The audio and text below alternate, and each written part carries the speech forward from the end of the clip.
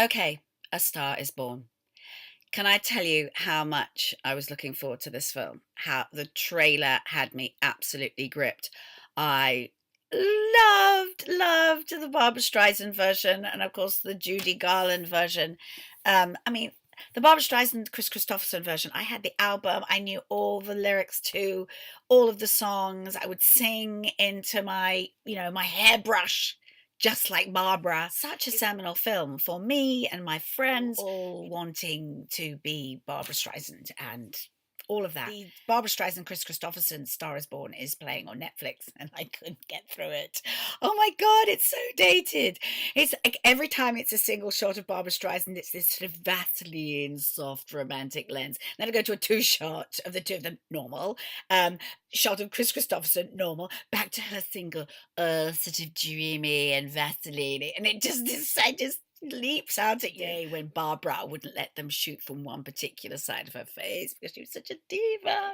I actually couldn't finish it. The musical sequences were far too long, and there was a kind of a lot of shouty acting, a lot of shouty singing as well. And actually, the person who comes out on top in that film is Chris Christopherson, because I think actually he's playing very close to his own character. To see Lady Gaga, who I think is such an immense talent. I mean, her acting in this film is sublime. She is so real. She is so self-effacing in the beginning when she's required to be wise and stand up for herself. She does it gently and quietly. It's the most amazing performance. And who wouldn't fall for Bradley Cooper when he looks at you like that?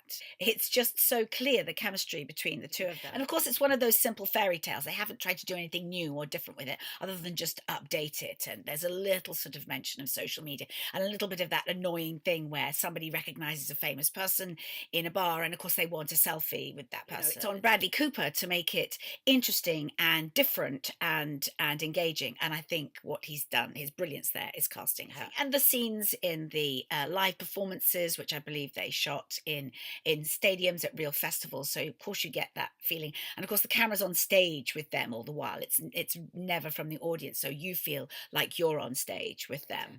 And I don't know how close to his own character Bradley Cooper is, but you really buy his washed out country western superstar.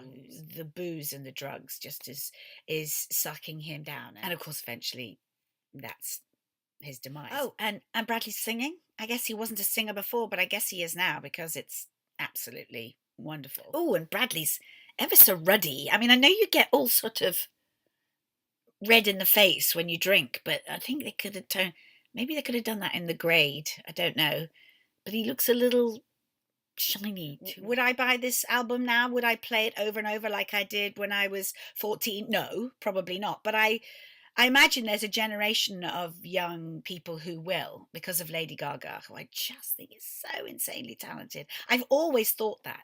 The dress made of meat and all of the crazy costumes, she's let a lot of that go now. It was almost like she was really trying to hide her talent, or was hiding it by putting all of that extra stuff on top. She got our attention that way. And now in this film, she's getting our attention with her performance. There was lots of sniffing in the cinema at the end. But I was moved to tears from her very first song. And the only time I was moved to tears was when she was singing, because she really does sing from the heart.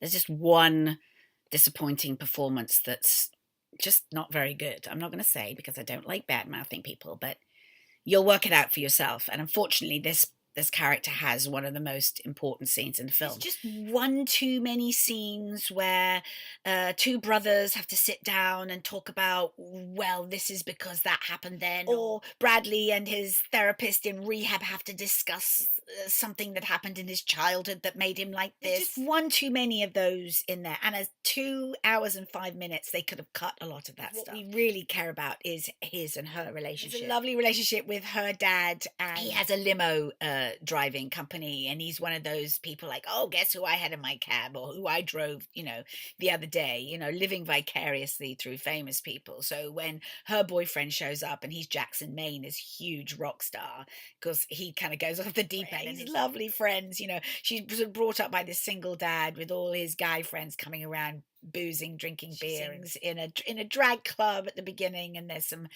those that's the entertainment that I think we should have gone for, and trying to explain a lot of the backstory was a waste of our time, I think. But I really liked it. I mean, for her and for the entertainment value. So I'd say it's like a 3.5 out of 5 stars. Bradley edited it down a bit. He could have got a 4er.